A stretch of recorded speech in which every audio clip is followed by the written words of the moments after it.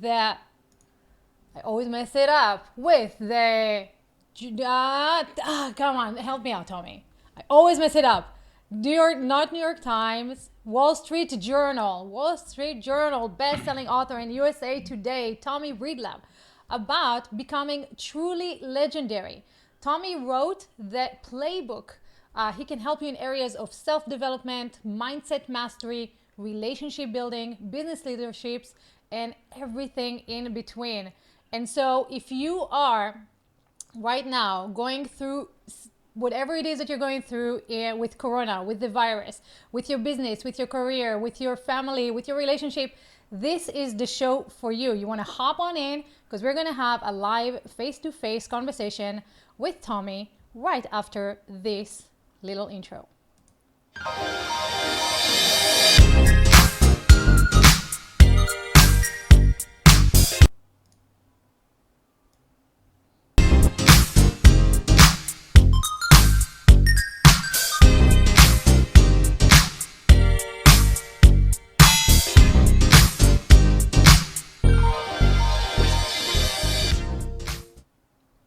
Welcome everyone to I'm That Geek Show. I'm your host Ifat Cohen, and today I have with me my good friend Tommy Breedlove. Hey Tommy, how are you? Hey, Yafad, how are you? And I'm that geek audience. Psyched to be here. Thanks for coming. Thanks for having. Thanks for being here. This is fantastic. I think we are in such an important time right now where everybody's emotions are, mixed up, and a lot of people just don't know what to do. Right? They might be stuck in helplessness. They might be stuck in opportunity. They might be seeing a lot of people going through so many things that I'm not doing enough, which is me. So, and other people are like, I don't know what to do. So you wrote the playbook on how to become legendary. Can you just share, how did you even come up with that idea, becoming legendary? Yeah, absolutely. So, the reason we came up with the word legendary is that in a world of constant self promotion where everybody's Instagram or media or Facebook fabulous, and we're all like, hey, see the best me. Right? Legendary is something that if you and I or anyone else gave the title to themselves, people would laugh us out of the room. That's right. And so, what I love about being known and remembered as a legend, and hopefully you'll be known for that during your lifetime, is it's something that society, our peers, our friends, our colleagues, and our network gives to us. And we can either be an amazing legend or a really bad legend. And it has nothing to do with being rich or famous or curing cancer or being able to play basketball. It has to do with how you make people feel, how you serve, how you lead, how you make impact, and ultimately how you leave this world and the people you touch a little bit better than you found them. And so, this playbook, this is something that literally saved and changed my life at 36 years old. And then, when I started actually doing relationship mindset, business, and money coaching, I saw it change just hundreds and hundreds of lives. And I was like, there is something to this, and there's a formula to this. So, we put together this simple, quick, readable action steps. It's simple action steps with great stories and the results that you get in all facets of your life, from finding your purpose to conquering your time to building financial confidence in your mind, in your mindset, but also the soft skills like building your network and developing unconditional love for yourself, mastering that mindset, which is very important right now. We all have those demons in our head that says we're Right. not good enough. And finally, and most important, is developing intimate relationships with your friends, your family, and most importantly, your significant other. So it's a powerful book. It's one of those things that I think that's needed right now and not a luxury. Yeah. And so I'm super proud that my book Legendary has become a USA Today and Wall Street best-selling book. It's really I humbling, apologize actually. for It's always humbling. messing it up. I have one word in my mind. So actually, one of the questions that I want to ask you is exactly about that, right? Like you're saying, if we were calling ourselves legendary, we'll be laughed at, and it's very easy to go into groups and try to offer value and be taken like, oh, you're a show off, you're self-promoting, you are spamming us with information. So I think there's a fine line between really helping people, right, and coming out as an asshole. And sometimes we don't know what that fine line is, especially in new groups. So how would someone try to present themselves as everything that they have, right? Let their light shine, be very helpful, but not come across as like, oh, you're just a self-promoting a-hole, and get out of here. Well, the truth is we have to promote ourselves, because if we don't promote ourselves, no one's going to promote us. And especially those of us who have value to bring to the world. I mean, if you're just doing it, so the real question is, are you doing it for the money? Are you doing it for the fame? Are you doing it for impact? And so between you, me, and the walls and whoever's listening, I really don't care what other people think. I'm being very serious about that. I'm not trying to hurt people. I don't, but people have their own insecurities, their own needs, desires. And at the end of the day, they're really not thinking about us anyway. And anyone who's judging themselves, judging us, is truly judging themselves. So to me, it begins with your why. Are you here to serve? Are you here to make impact? Are you here just to be rich and famous? And so for me, when I'm looking at, I think you just need to promote yourself. You need to be authentic. You need to be transparent. You need to be vulnerable. You just need to be you, because whoever you are, if you truly do provide value to some pain that's needed in society, you will find your tribe. You will find people you speak to. And here's the important thing with whoever you hire. I don't look at the degrees and the credentials, and we all have them. I look Right. at what they've been through, where they've gone, what pains they've had, how they've come through the other side, and have they been there in the trenches for whatever they're saying they're doing. That's what I look for in my people. But for those of you out there, you have to have self-confidence, self-belief, and self-respect. Otherwise, no one's going to buy from you. And so many people right now, as we record this, we're right in the middle of COVID. The world needs you to sell right now because you have a value to the world. Go out there and sell it, and people value what they pay for. And you're not serving anybody if you're not serving yourselves. And there's no good if you're broke, because if you're giving everything away, why would you do that? And so I'm a Right. firm believer in that. And so let's dive into the specific, right? Someone is feeling helpless. They lost their job. There's no electricity in the house. Paul and I were just talking about this the other day. I was, at the beginning of COVID, I'm sitting here going like, come on, people, there's so much information. People giving away courses for free. How come you're not elevating yourself, right?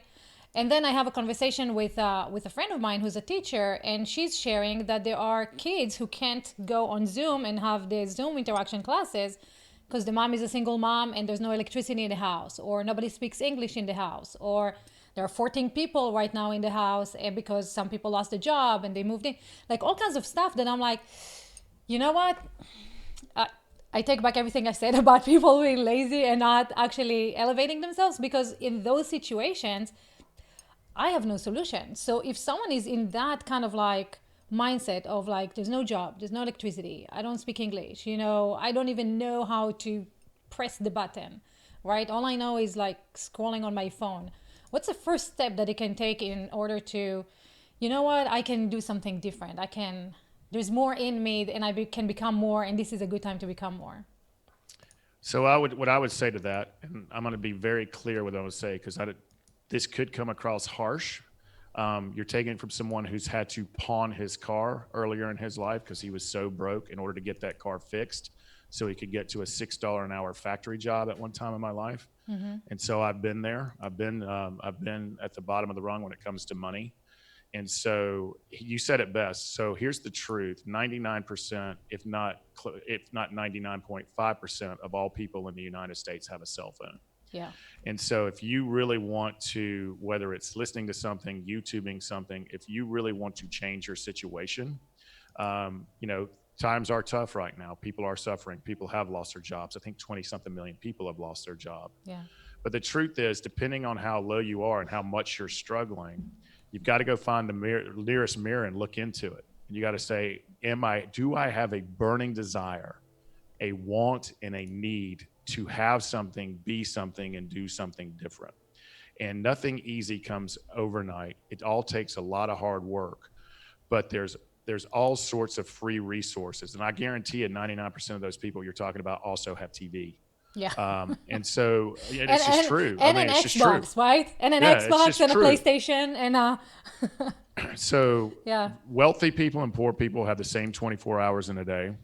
The struggle is real. The insecurity is real. The fear is real. The pain is real. And the circumstances are very real. And I'm not diminishing any of that. But there has to truly be there's got to be, you can't blame society. You can't blame the pandemic. At a certain point, we've got to man and woman up and look in the mirror and hold ourselves accountable to our situations. And what have we done differently in our lives? And you've got to start with baby steps. I mean, you look at the mountain you have to climb, especially I've been there. I've Yeah. been at the bottom of the bottom, and the mountain looks very steep. And then you start comparing and contrasting, and it's easy to fall into victimhood or martyrhood or even blame. And that's a Yeah. very dangerous place to be. But if you truly want burning desire for change, there's so many things. If you have a phone, you have access to a TV. And if you have a phone, you can do a hotspot, Yeah. but you can always invest in yourself, whether it's listening, learning, watching. If you don't have financial confidence or you don't understand money or tools, now's the time. There's so many free resources out there.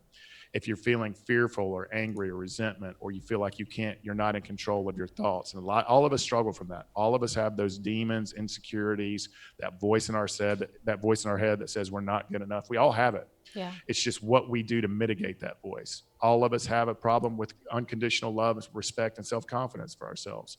There's all of these tools, resources out there, but there is no white horse. There's no magic pill. No one's coming to save you. And if you wait on the government to save us, all of us, and I'm talking to me too, you're crazy. They're Yeah. up for themselves. They're not going to save It's true. anybody. Yeah. And It's so at true. the end of the day, it comes down to burning desire. It comes down to self-accountability, and it comes down to daily baby steps. Don't change 25 things, because change is hard. And I'm telling you, change is scary for everybody. And right now we feel a lack of control, right? So that makes change even harder. But take a small baby step every single day to be a little bit better than you were yesterday, whether it's your mindset, your money, your self-respect, your self-confidence, your network, managing your time. Because again, no one has 24 hours more than anyone else. But we've got to do something different. We've got to make some effort every single day just to be a little bit better. And it can start with 10 minutes or less. But if you do that over time, it has a compounding effect. And 365 days from now, and it's not if this thing's going to pass, it's when this too shall pass, is that you will be better than you were yesterday, but you have to participate in your own rescue and invest in yourself.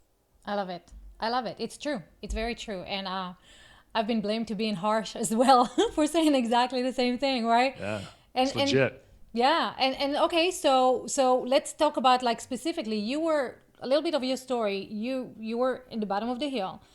While you're there, right? It's kind of like you're telling yourself the stories, and these thoughts that are going on in your head, and then at one moment, I'm assuming you probably go like, okay, enough, right? And then you change something. So tell me about that transition. Like how did you move from like I'm helpless, I don't know if you felt helpless, but like this is where I am right now. There's nothing good is going to come out of it, into slowly actually participating in your own rescue. Yeah, I think I was extremely hungry. And so for me, initially, it was about survival. It was about putting food on my plate, keeping the electricity on, keeping my job, and making enough money. And so what I did is I just had to work hard. And so I went to work for this nuclear waste container factory. Wow. Because when you're in when you're in survival mode, when you're worried about food and light and shelter and safety, that's all you're concentrating on.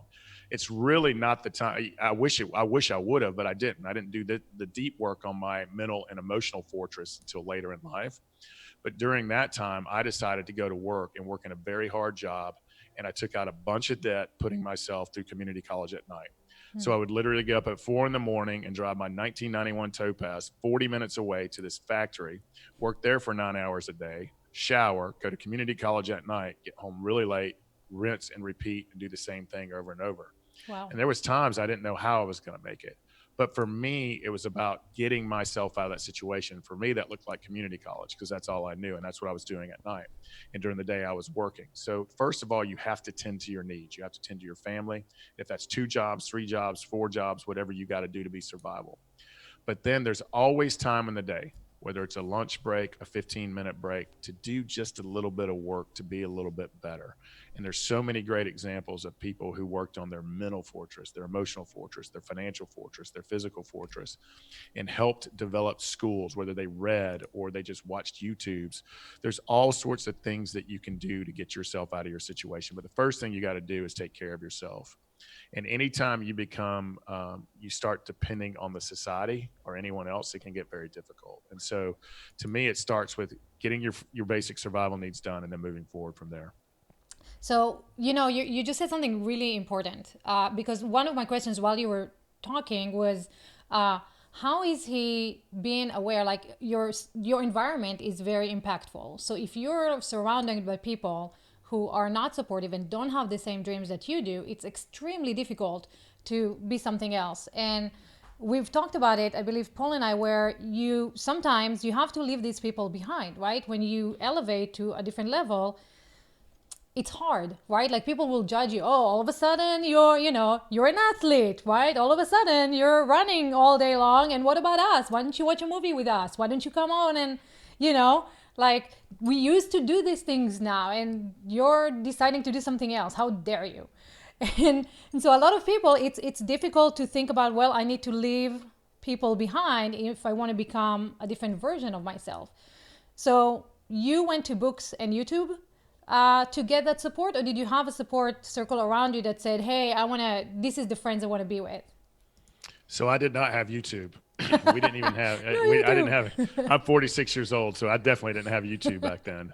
And so I don't remember when I actually got my first cell phone, but it was a while back. But for me, so that's a great point you make. And this is going to sound harsh, but pain likes pain, and people like to surround themselves with people like them. Yeah. And so once you start wanting to be better, do better, become better, you're going to do the hard work for yourself. And unfortunately, it doesn't mean you don't love them, doesn't mean you don't want the best for them. But if they're not doing any of the same work you're doing, eventually you're going to have to move on from them. Again, doesn't mean you love them. And lazy likes lazy, apathy likes lazy, entitlement likes entitlement. So unfortunately, yes. And I still do it to this day. I have a what I call an inner circle and friendship purge about once a year. And I know that sounds harsh, but I have to ask myself, and I have this saying, is a friendship a hell yes or a no? And I actually apply that to my family as well. And if it's not an immediate hits your heart hell yes, then chances are there's something in you that doesn't resonate with you, or you're just going in a different direction, or you don't have the same value systems. But for me, it was very difficult. I grew up in and around violence and abuse, and I became violence and abuse. Oh And so wow. the reason I was put in my situation is at 18, I committed a violent crime and ended up looking at 7 years in prison and Oh actually wow. spent my 19th birthday incarcerated. So it was imperative for me to get rid of the negative people, the negative forces, the negative influences in my life so that I could better myself. But I didn't have any time for friendships, playing, Xbox, movies, because I literally was working and going to school at night, working and going to school at night. And eventually I was lucky, and I was taking out debt for that school. And eventually, once I had my grades up, and luckily, by the grace of God, those felonies were dropped to misdemeanors. I ended up at the University of Georgia, where I quit work, but I was financing everything I did, from how I lived to what I ate. But I plugged so deep into school and extracurriculars and honor societies and business fraternities just because I knew I didn't want to be poor like that anymore. And to B, I didn't ever want to go back to that jail cell. So what's amazing as you start doing the work, it wasn't until later in life that I actually started doing the deep work, the internal work of self-confidence, self-love, self-respect, mastering your mindset. That's the stuff we talk about in my book, Legendary. But during that time, it was just about survival. It was just about being a little bit better than I was yesterday. And it was literally about putting food on my plate and doing the best I could to support myself. And I'm proud to say I was the first person ever in my family to graduate college. Wow, that is amazing. Congratulations. Thank Um, you. we have Stuart watching us. He says it's 4 a.m. in Australia. I just woke up. I Woo-hoo. was scrolling through my feed and I found this. And he said, all of a sudden, I too went from being on welfare to being the boss of my own empire. Yeah. And he's like, I did manage to escape jail. And now he's asking, did you develop a meth addiction like I did? No, I thank God I didn't. I I developed a violence addiction, and so I grew up. I don't know if Stuart, you heard this or not, but I grew up in and around pretty extreme in violence and abuse, especially inside the home and somewhat on the street and outside the home. But for me, my mistake was I became, and I'll actually go a little step further. For me, I became what I hated, and I became that violence, and so I committed that violent crime. But let's fast forward to when I was 36 years old. So I'm like you, brother. I because I didn't deal with any of my wounds or demons and insecurities and fears and mistakes in my past, I found myself at 36 years old, literally at the top of the ivory tower, corner, top floor, corner office, fancy cufflinks, watch, suit, car, pretty woman on my side, making a lot of money, title, fame, respect, and I was so effing miserable. Hmm. And so I turned to everything darkness. When the money, the power, the prestige, the fame, when it didn't fill me up, I literally turned to everything else, from drugs to women to porn to strip clubs to alcohol to you name it, man. I mean, I could, the list, that's like Mary Poppins. The list gets deeper. It gets real deeper. And So so if anyone kind of like wondering what kind of drug I should go to, hey Tommy. yeah, I'm not going to get, I try not to give a playbook to go to the darkness, but literally I found myself at 36 years old, principal at one of the largest financial firms in the Southeast United States. I woke up in a ditch. And at Wow. that moment, and here's the important moment, this is where I started doing the deep work emotionally, building that self-love, self-confidence, self-respect, mentally, becoming the master of my mindset to eliminate those demons, but also practicing deep forgiveness for myself, for others, for the things that I've done and things that have been done to me. And at 36 years old, and now I'm 46, I literally have made me my full-time job, my mental fortress, my emotional fortress, my spiritual fortress, so that I can go lead my companies, so that I can lead myself, so that I can lead my family, my people, to be the best person that I can possibly be. And so I didn't do that deep work until 36. And I'm telling you, from life to love to relationships to network to business success, since I've started working on me and really doing the deep work, my life is 100x better than it was even at 36 when I was making a lot of money. So that's me being very transparent about the journey that I've taken through my life. Yeah, and you know, a lot of people watching you and resonating with everything you've gone through, you know, in different levels. I think we're all kind of been there. So let's talk a little bit about self-acceptance and self-love. Um, the stories that we tell ourselves, right? The way that we think society is looking at us. I'm not enough. I'll never be enough. I'm not worthy of love. How do you move from that into like self-love, self-acceptance, you know, putting a fortress around yourself that can really protect It, you and, you know, and be nice. the truth is it's a lot of work. Yeah. And so the first thing is admitting it. And so I think we've done a really poor job. And that's why people like you and me and so many other people are carrying the torch, is we're literally giving the gift of going second to other people. When we're raw and honest that, yeah, I used to hate myself. I used to have these voices in my head. And I was wondering, what if they figured out I didn't know what I was doing? Or what if they figured out my deepest, darkest desires? Or what if they knew my mistakes and my fears? And you know what? Every single human being on earth struggles from self-confidence, self-respect, Yeah. self-love. We all have that ridiculous voice in my head that just pisses us off every day. I call it Ike. I've actually named that dude. And so the first thing is acceptance and realizing we're not alone. We all have it. Okay, so now we've admitted it. Now let's be right. Let's not be Instagram fabulous or fake Facebook. We're real humans with real pains, and by the way, we're all going to die. Okay, so now now we've got that. The second thing is you said it first. Is first of all, we got to surround ourselves with people who believe in us, people who love us, and people who want us to grow and be better. And we've got to surround ourselves with people who are going to be better. The Okay, second so thing wait, is wait, it wait. take Let me pause you right there. What if, you know, my environment just sucks? It's toxic, right? I don't feel you have to like you saying surround yourself with people who love you. What if you don't feel loved by these people? Like you said, right? It starts from within, right? That love from within. So, you know, life sucks. First I'm in thing I a would say different is you got to country. fire all them. We've got to fire all them. Fire them We've got to all. fire our friends. I did that. I actually have purged twice in my life. Once when I was 18, when I was running with that crowd, and the second at 36, where I was running with those alpha Wolf of Wall Street type guys. I had to get them out of my life because I was drawn to their darkness, and dark attracts dark, and lights attracts lights. But you're absolutely right. It doesn't matter at the end of the day. We have to do the hard work, and there's a lot of different steps you can take. The first thing, it comes to forgiveness, and there's a whole set of skills and tools. We've got to learn to forgive ourselves for the things that we've done, mistakes we've made, and we've all made them, some big ones, some small ones. The second thing is we've got to learn to forgive others, and that's super critical important. The second thing is we've got to learn how to be present, not constantly thinking about the future or regretting the past. The third thing is we've got to switch ourselves from fear, scarcity, judgment, anger, cynicism to a place of love, gratitude, acceptance. So there's formal things you can do, from meditation practices, forgiveness practices, gratitude practices, who you surround yourself with. But at the end of the day, it's just like going to the gym. You're not going to have big, strong muscles if you go to the gym once a week or even once a month.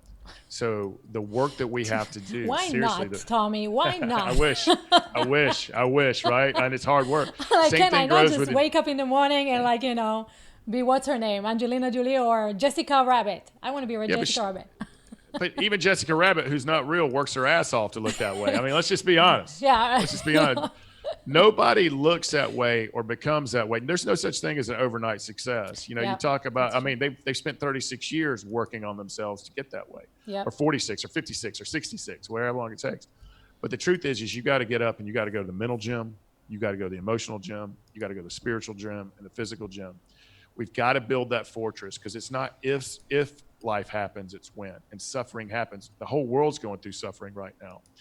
But if we stand on our reputation, our work, our friendships, our shiny things, our jobs, all of that can be taken away from us like that. Yep. So what we've got to do is we've got to build that unconditional love, that self-confidence, that self-respect.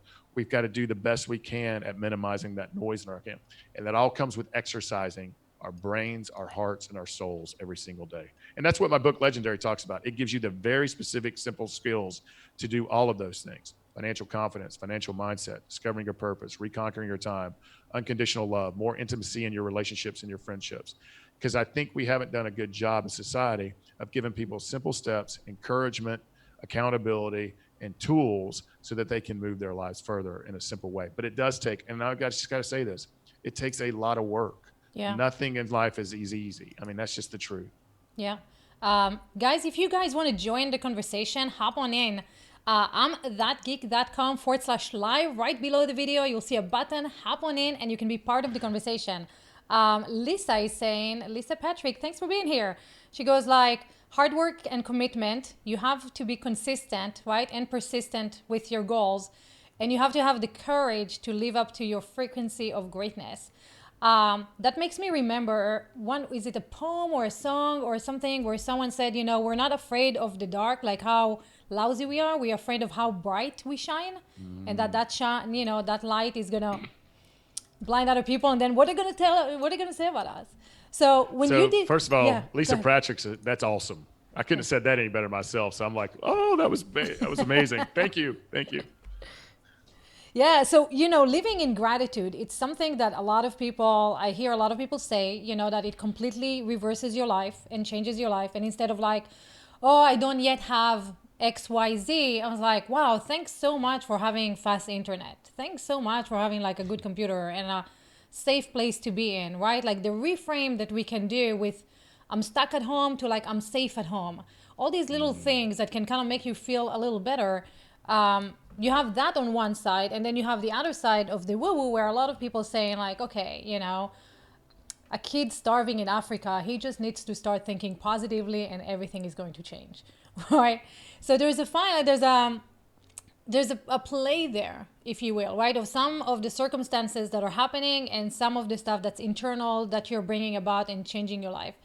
And you are a great example of someone who was in such bad circumstances and with the mind game, right?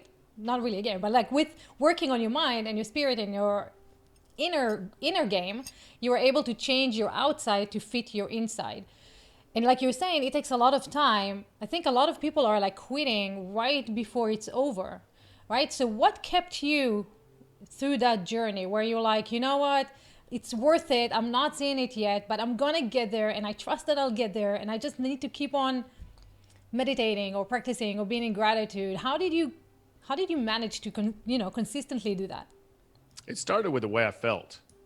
And so you got to remember, whether it was 18 when I committed that crime and was sentenced to I spent my 19th birthday incarcerated, or when I was 36 and realized that all these external shining things weren't going to fill that void I had inside and fulfill me and ultimately make me happy. And let me just say this real quick.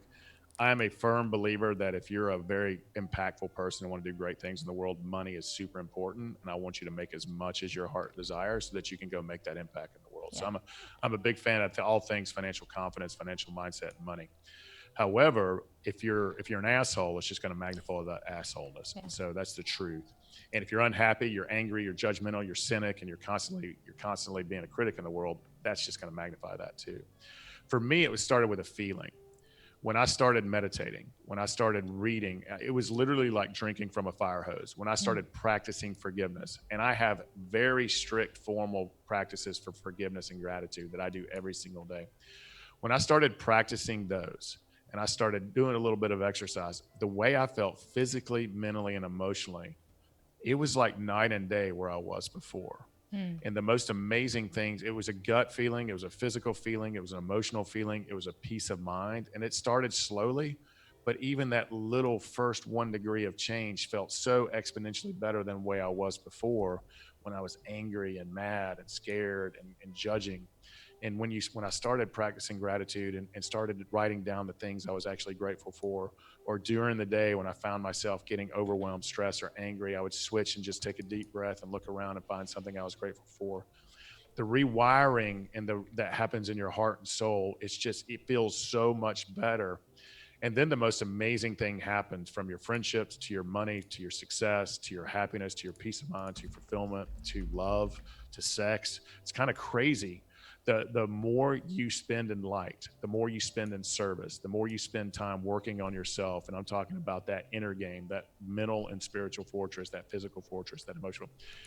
It's a compounding effect. And the daily exercises, the daily routine, in 365 days from now. Now I'm almost 10 years into this journey, and what I thought was a lot of money and a lot of peace of mind and a lot of happiness and a lot of success where I was in the financial world is 1,000x different than when it was then. And so it's like attracts like. And here's the thing: when you start this journey, and maybe this will help people understand a little better, you're literally climbing a mountain, and your view changes. The way you look at the world changes, the way you see the world, the way you want to step in, the way you want to make impact. And 99% of the world's going to still be standing on the ground. They can't see what you can. And eventually you don't want to see what they see. So you start changing your friends. You start changing the people you surround ourselves with. You start changing your community. And eventually it gets so bad, and this is going to sound sad, you can still understand the words they're saying. You just don't want to hear them. And they can't understand a word you're saying. Yeah. And so it's really interesting as you climb this self-improvement, self-investment, I call it participating in your own rescue. Once you start participating in your own rescue, your whole world changes. That is super. That's amazing. That's really, really. I love it. So one of the questions, I'm Israeli and I'm very new to the States and the way things are working in the States. And luckily, I've never been in jail. But the stories that I hear are right. Yeah, I've been on trial in the military in Israel, but never in jail. So no experience. But what I'm hearing is that once you are in jail, your life is over. There is always a record. Nobody's going to hire you. They're always looking at your past. You're always being judged for mistake that you did when you were a teenager. How do you flip that? Because that's, I think, kind of like messes up with so many people's minds. That's victimhood. If you That's believe that, victimhood. you believe Okay. you believe you're a victim. Like, I'm a victim. I'm never going to do this. I'm not, because of them, because of them, because of them, because of someone else, because of this, because of that. And there is thousands of examples of the exact opposite. It's You're one of never them. too late. Yeah. It's never too late. I mean, luckily mine was 30 years ago, and it was 2 misdemeanors. So 2 felonies, it would have been a little different situation for me. But I was involved with this networking and entrepreneurial group for a few years, and there was 3 people in there who had committed murder in their past for Oh, wow. various reasons. For various reasons. And Yeah. I'm not here to judge, and I wasn't there, but they did their time between 12 and 18 years, and they got out, and they have now become successful entrepreneurs. They give back to their communities. They help mentor young men. One has become like almost a world famous author and artist. The other's become a technology person. And so no matter what circumstances you've been in, I'm gonna say some pretty harsh things here, regardless of whether you've made massive mistakes or things that have happened to you. Think the worst of the worst, things that happen to us as people. We can put our minds there. No matter what you've been through, what's happened to you, or what you've done, it's never too late to literally look in the mirror and say, I want something different. I don't want to feel this way anymore. I don't want to be this way anymore. I don't want to have these thoughts in my head anymore. And you can take baby steps every single day just to get a little bit better than you were yesterday. And you'll look up 365 days from now and your life will change. But the only power we have as human beings on earth, we like to think we're in control. We're not in control of anything. The only thing we truly control in life is our choices. Yep. With our choices are our mindset and attitude. And if we make the choice, if we're tired enough and sick enough to want something massive change in our life, that's where we can choose to double down, invest of ourselves with baby steps every day to become better than we were yesterday. And so hopefully we don't have to reach top bottom. Rock bottom. Right. Right? Right. Yeah. Right. Hopefully That's the goal. Before we get there, just know you can make a different choice today, right? Before you hit rock bottom. Jennifer, do you want to hop in? Yes, no, just nod. No? Okay, you're good. Do you want to hop in conversation? Hold on a second. There you go. Hi, lady. Hey, Can Jennifer, you I hear me? can't see you, but hello. Hi, I'm trying to figure out, okay, Oh, I can see you now. video. Oh, you can. Okay, I'm new to this technology, as Ifat knows. No, I'm just impressed, and I'm happy for you that you have overcome so much, and what a great journey. Oh, I thank you. was reflecting on my own experience, I think, as everybody is.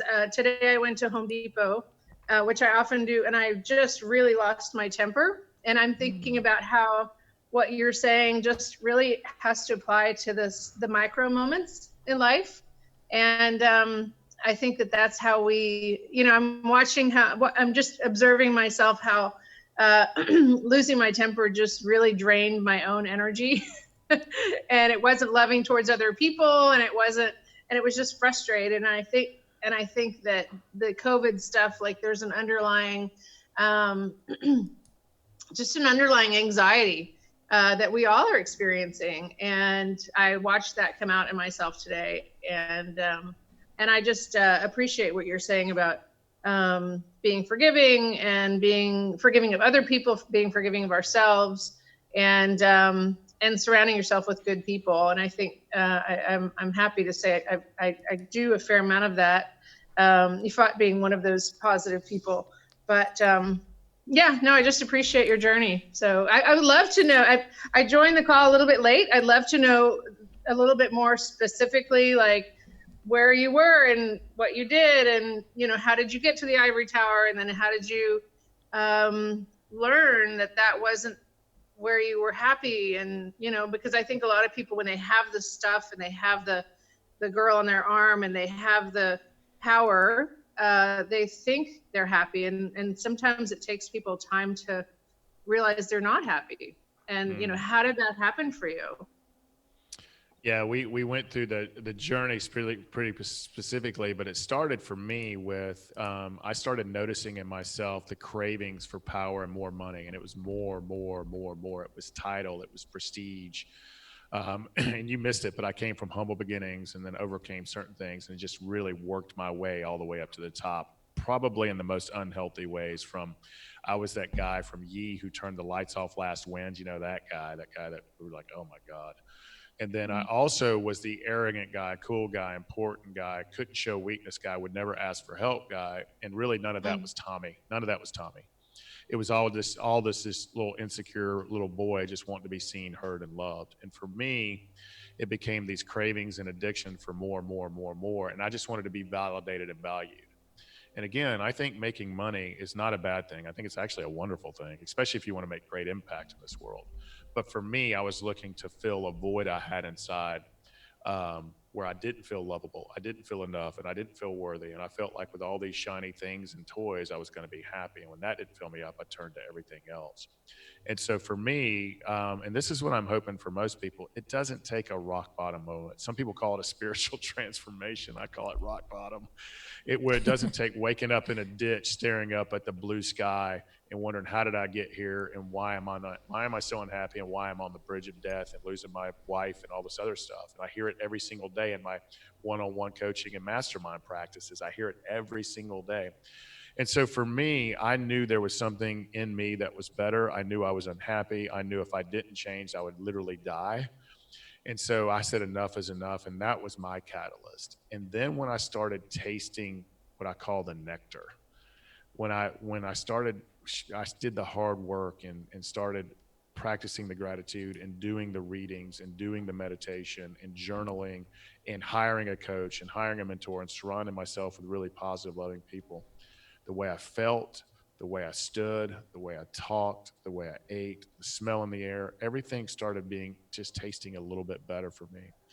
And that became my new addiction. And so that's how I actually got into this business, is because so many people reached out to me for help that were bankers, lawyers, entrepreneurs, corporate executives. They're saying, hey, man, you seem peaceful, you seem happy, you seem more content than you've ever been, but you didn't give up your ambition or drive. And that's how I got into this. and just watching people flourish in life, from their relationships to their mindset to their business. It's literally been just the most fulfilling thing I've ever done.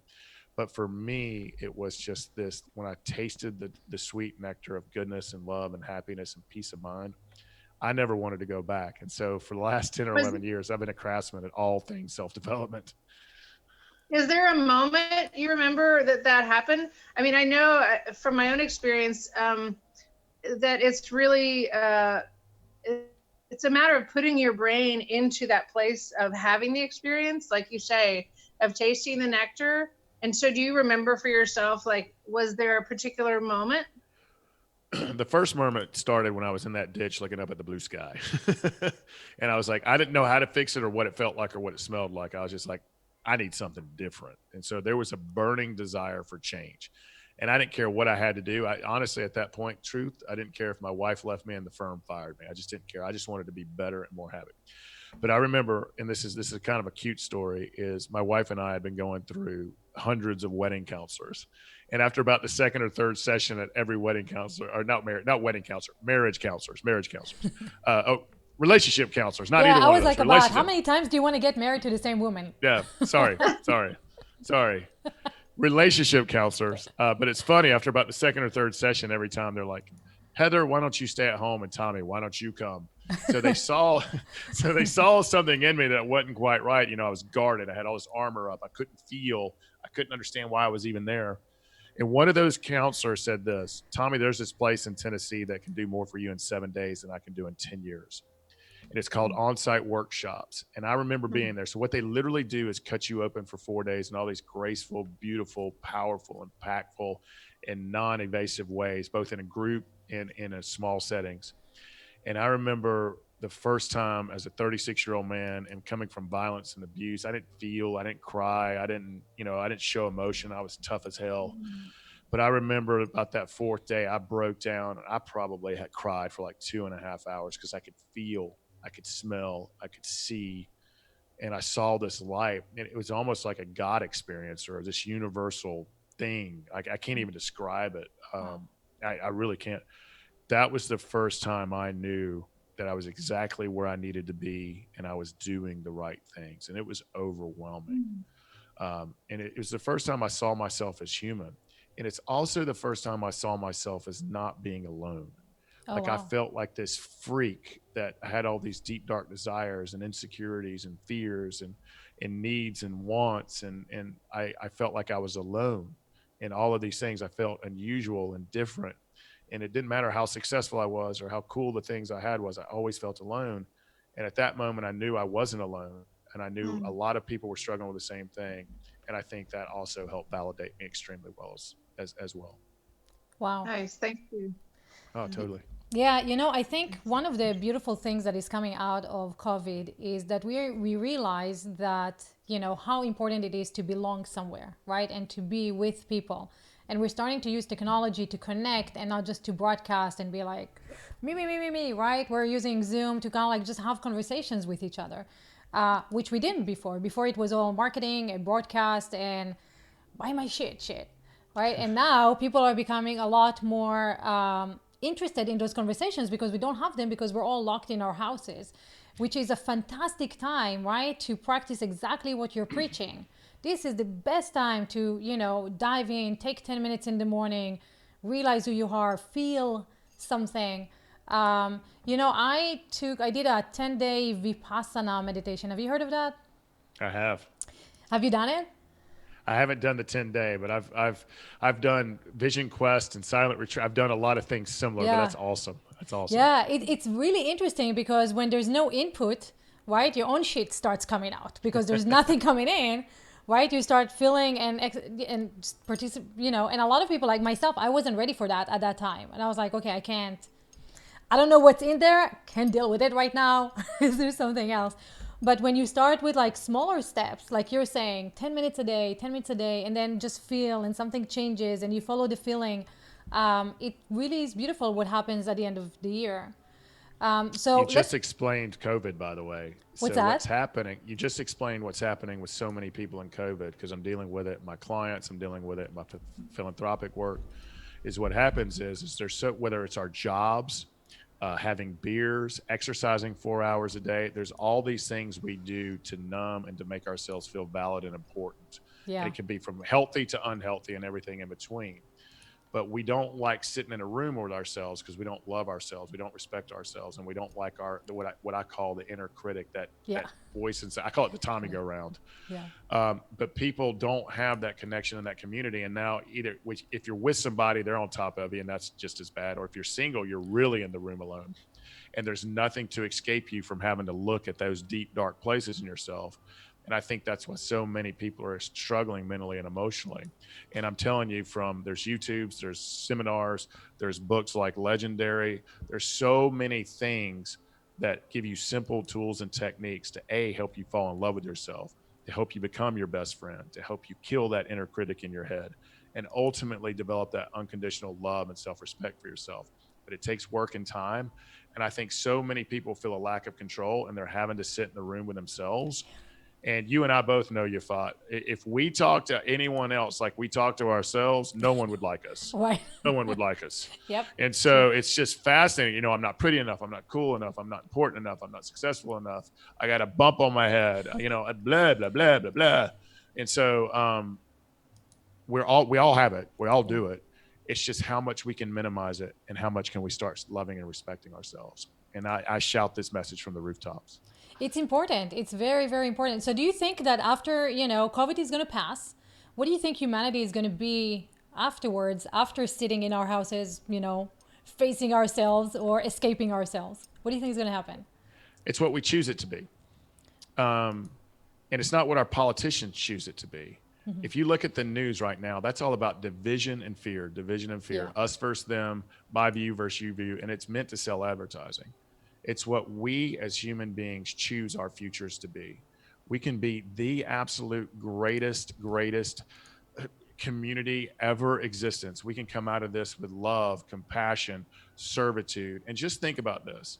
If each one of us learn to unconditionally, as best we can, we'll never get there and we'll never be perfect. Like Jennifer was saying, we get angry. We go out of our integrity zone sometimes. We do things we regret.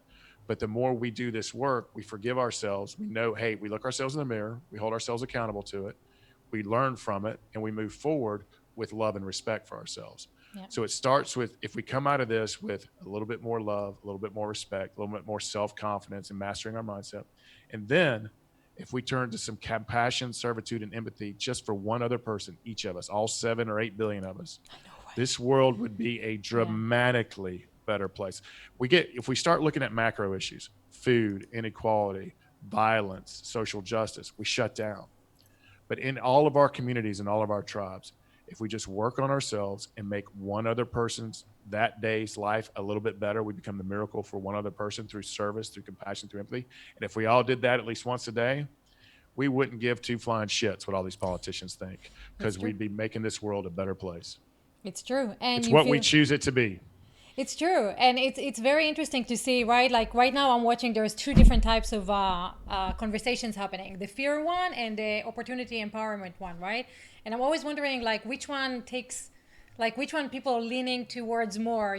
Which one people will practice more, right? So that we can get out in a It's better the way. yin to the yang, right? Yeah, That's that's true. universal, ancient truths. And you've seen times in the world where the darkness was brighter than the lightness. I mean, in the 19th and the 20th century, oh my God, what human beings could do to each other Right. is incredible in the name of their religion, their God, their power, their economic status. It's crazy.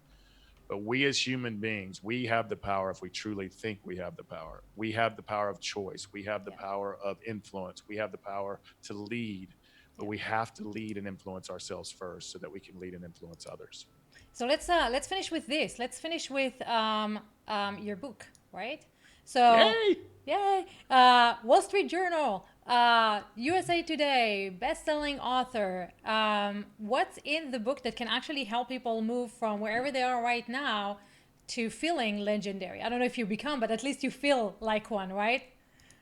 Yeah, I think right now, so it covers all facets. I'll give you really high level of the topics. It's a great, easy read with simple tools that you find your flavor of the thing that you're working on right now, and you apply that simple tool in your life, And over time, you will see that issue or that insecurity or that thing you're working on get better. And so it covers from everything from finding your purpose, because we all have a purpose here on earth and it changes during the season of our life. But if you feel unfulfilled and asking yourself why you're here, it covers purpose. It covers time management and how do we reconquer our time and get rid of that busy bug. It covers financial confidence and freedom. It covers building your network. It covers mastering your mindset, the things we talk about, cultivating unconditional love and self-respect for yourself, building intimate relationships with others, and everything in between. And it's a simple playbook and tools that I've applied in my life for 11 years. I've seen it applied to hundreds of my clients, whether it's in a group coaching session, a one-on-one session, masterminds, or on stage. And so I've seen it have exponential components. And so what it is a simple playbook to build us as better human beings so that we can go serve and impact the world better. And so right now, because of the time we're in, and I think financial confidence and mindset is such a struggle for so many people, I'm giving away that chapter for free, as well as the Mastering Your Mindset chapters. And so you'll put this in the notes, but it's TommyBreedlove.com I believe /gifts. Yeah, there you go. /gifts. Yep. We're giving those 2 chapters away to give back and to help people through this time.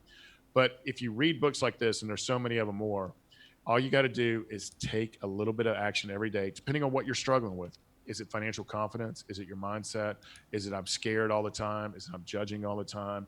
Is it, hey, I need to conquer my time a little bit better. I feel out of control. I feel like I'm too busy, and busy is a sickness. Yeah. Or do I, am I looking to change my network? Or there's so many different wonderful things in the book that help you just be a little bit better. And over time, if you do the work and you have a burning desire for it, it can really improve your life. I love it. Thank you so much for being here. Guys, this book is available right here to the right of the video. So go to am.ike.com. You'll see a little banner. You can go there. You can grab your free chapters, fall in love with Tommy's writing, and then buy the book on Amazon. So thank you so much for being here. This is fantastic. I love your vision of the world, and I really appreciate the honesty and transparency. There's a lot of things that people don't want to hear, but we have to break that eggshell by ourselves, right? Otherwise we die. So thank you so much. And where can people find you aside from Amazon? Where else can they find you? I would say bookstores in the airport, but none of us are going to bookstores or the airport. You can follow me on social media at Tommy Breedlove. It's kind of cool. We're going on my professional Facebook page, Tommy Breedlove or Legendary Choice. We're going live every Wednesday from it's going to be 10:30 to 11:30 Eastern time to teach some of the tools in the book. So that's going to be fun. You can see me on all the social media networks at Tommy Breedlove, and we're always putting light and goodness and love and also simple things that you can apply in your life and inspiration. We want to be a light in a dark world. And so one of the cool things that you can do is log in on my professional Facebook page live and it'll always be there for you to come back to, but live every Tuesday from 10:30 to 11:30. We're going to be teaching some of the stuff in the book. Who knows what day it is anyway, right? Oh, I know. I was thinking, it's actually what I was thinking. I was like, I don't even know what day it is. So I hope it's Tuesday from 10:30 to 11:30. One of these days, hop on in, click that bell so you get notified when he's live. And welcome to the live streaming world. That's fantastic to see you there. That's awesome. Excited. You want me to tell you something funny? They're giving that guy in Boston so much a hard time about having his suit on above him and his shorts on or his boxer shorts, just to be fully transparent. Oh. Nice shirt, workout shorts, because I'm going to go work out after this. It's so much easier to be a guy, right? Like we have to put a face on. You guys put on a shirt, comb your hair, and then you get comments like, "He looks like John Travolta." I'm like, yeah, okay. So thanks so much. Guys, find Tommy on all social, on Amazon, and maybe when we open in Barnes & Nobles. There you go. And have a fantastic week. Thanks so much. You fought. Nothing but love for you. Keep being a light in this world, girl. I really appreciate you. Thank you. And how do you end it? Carpe diem? Carpe diem, beautiful humans.